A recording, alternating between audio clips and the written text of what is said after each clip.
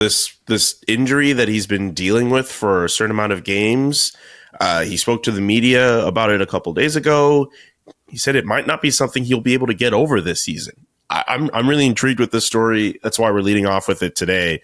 What can you say about his injury situation right now? Well, I actually think it was helpful that Auston was fairly candid in his interview with reporters, because, obviously from the outside, I think there's been some, I don't know, confusion, or just it's been hard to know what to expect, because they've been unable to place, clear timelines and expectations on when, what he has to go through to get back and when he'll be back. I think what you heard from him is, there's a lot of uncertainty just even for himself. And at this point, it's pretty clear this isn't something that you have to put under an MRI or wait to heal. I mean, it's about when Auston feels like he's healthy enough to perform, that his body is doing what it needs to do for him to be on the ice. And obviously that hasn't been the case. And I think it's been incredibly frustrating for him to they had the long layoff in November. And I know at that point in time, there was, I'd say a high degree of hope from both Matthews and the Leafs that taking that time then was going to put him in a position to be healthy the rest of the season and to feel good. And, he did come back for a stretch of games, but, it starts to feel a little bit like you're back at square one. I do know that one thing that is encouraging here is that there's a feeling they have a clear handle on what's wrong. It's not as though behind the scenes they're weighing, do we do this form of treatment? Do we do that form of treatment?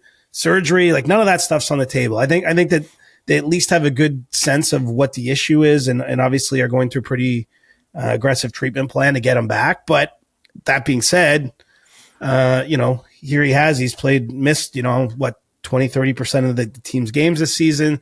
Not a high degree of confidence when exactly he'll be back. And even if he is back soon, which he did sort of seem to indicate that it could be soon, I just think we're going to be wondering, okay, can he play 5 games in a row? I mean, the Leafs have had this weird schedule with all these back-to-back games. That's not, that's challenging on any player physically, but especially someone dealing with these kind of an injury like this. I think that, there'll still be question even when he plays again. Is he himself? Is he going to be able to stay in the lineup for a big stretch of games? I mean, there's just a huge unknown, and this is obviously the Leafs' most important player. They've managed to hang in pretty well without him, 6th in the league as we're recording this. So the fact that they've got through his injury and injuries to a bunch of other players, quite frankly, in the lineup, I think is a positive. But what's hanging over this is just no one knows for sure. Will he get back to his normal self? Will it be for a prolonged period of time? And when will that be? And as we continue to talk about his injury, we get closer and closer to the Four Nations tournament next month in Boston and Montreal. I decided to pull a producer, Drew, and go against the grain in our group chat yesterday. And when the discussion of whether or not Auston Matthews should play for Team USA at the Four Nations came up, I decided to take the viewpoint that if he wants to represent Team USA that badly, he should be able to play. I put my phone down, left it for about 5 minutes, and my phone just blew up with a whole bunch of people in the CJ Show group chat disagreeing. And you guys are right. Like I understand the point. Like if you're the Toronto Maple Leafs, you probably don't want him in that tournament. But that group chat is full of Canadians who aren't worried about how Team USA does at Four Nations, and a lot of Leafs fans who are hoping that the Leafs will have a good season. So I mean, there is a little bias in that chat.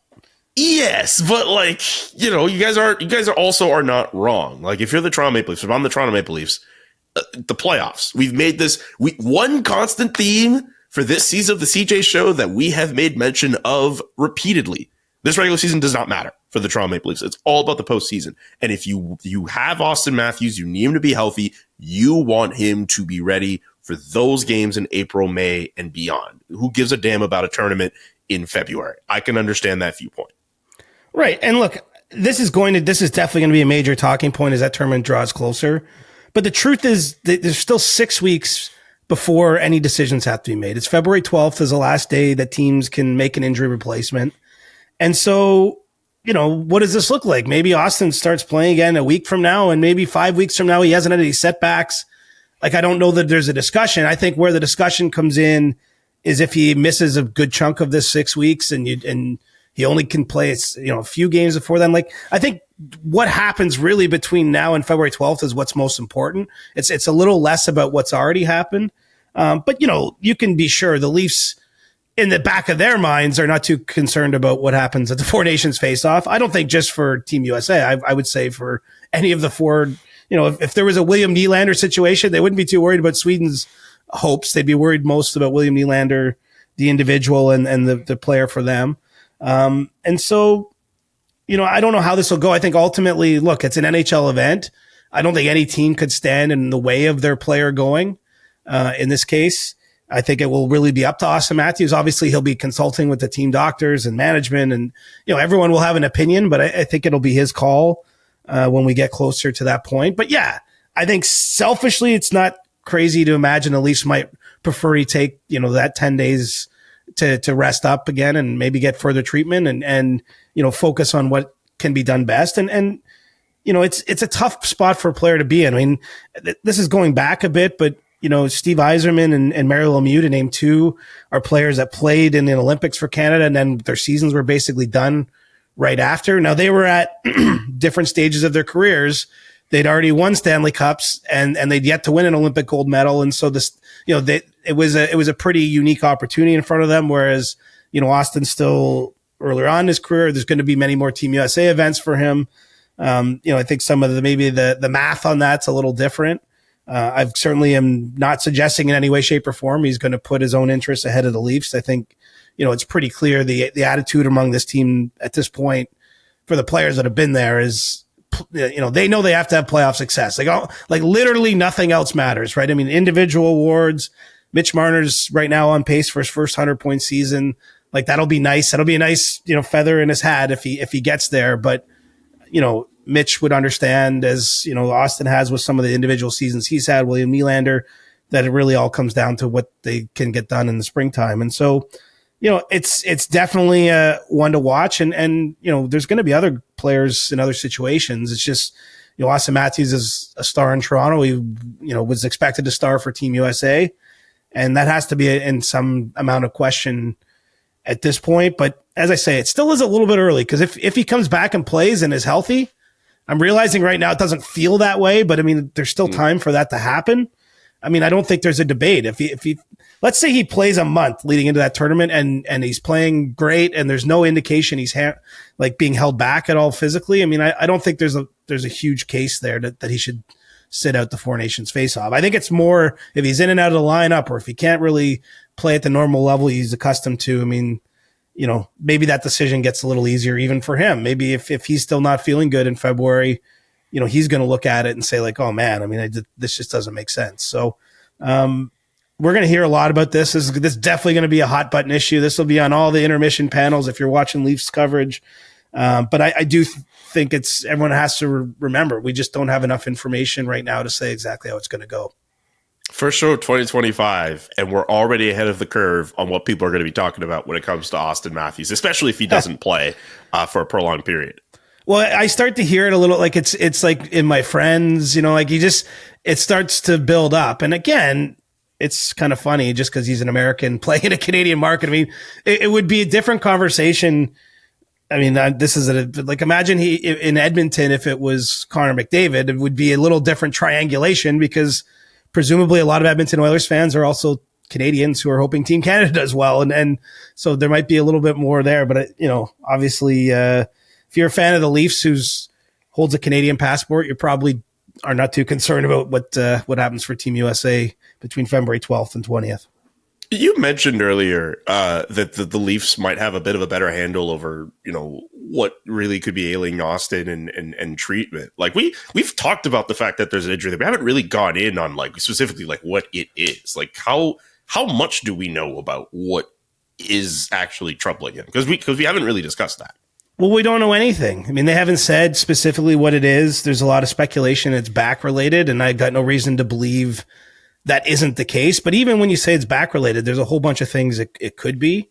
As I say, it has been said to me many times, like surgery isn't on the table here. Like we're not talking, because again, sometimes some back related surgical type procedures are very, very serious and invasive. And so I don't think it's anything like that.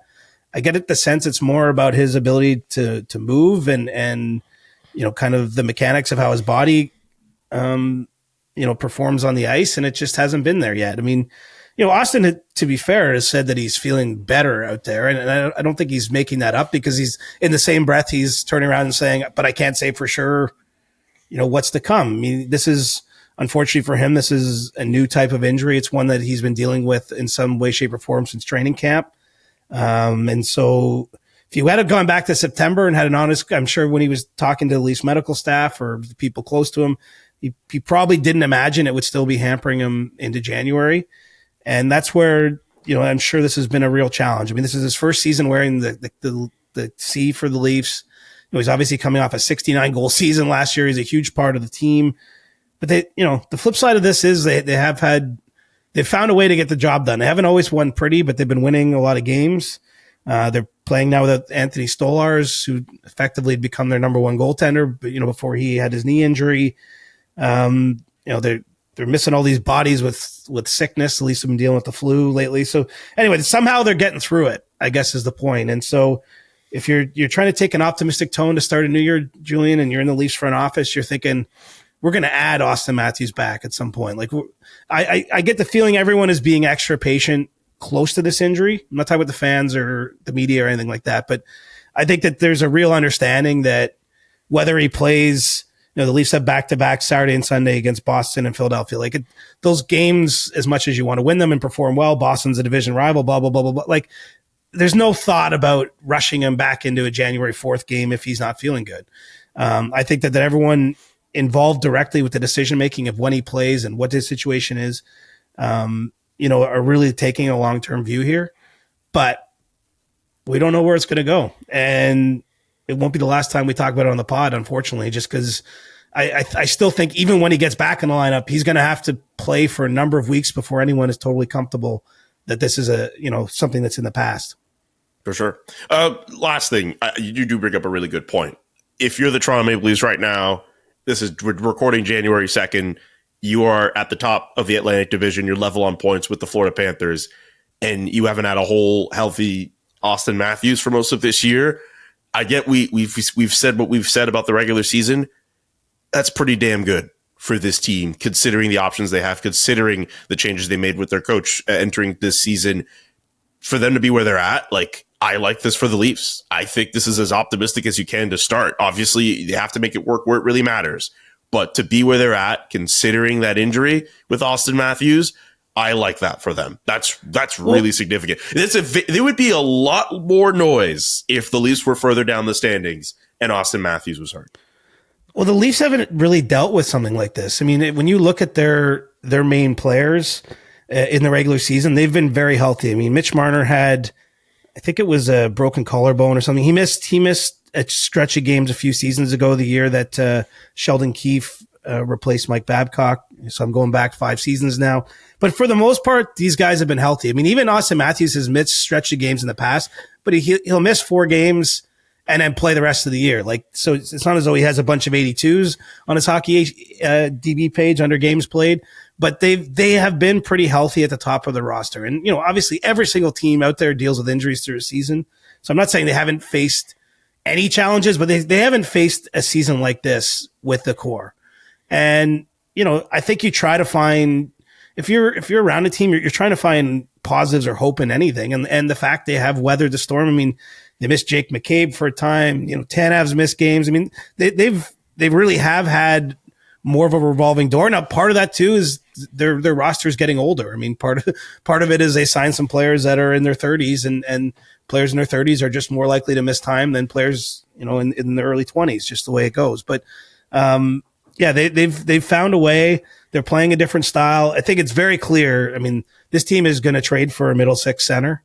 I would put, we're not a betting podcast, but I would put a lot of stock in the idea that's where their biggest addition is going to come between now and March 7th at the trade deadline, because that's still a need. But even needing another center and being without their top center, they've won a bunch of games, and we're going on and on and on here about the Leafs, but John Tavares probably hasn't got even quite enough recognition, or whatever you want to call it, kudos, flowers, for how well he's performed, because he's essentially been the Leafs top line center for a bunch of this season, more than he or the team would have wanted or expected. And he's been very productive, even at age 34. And he's helped keep them afloat too. Obviously, Mitch Marner's having a big season, as I mentioned. William Nylander's scoring a lot of goals. I mean, it's a team effort, but the other top players have carried the load here, and that's been a positive.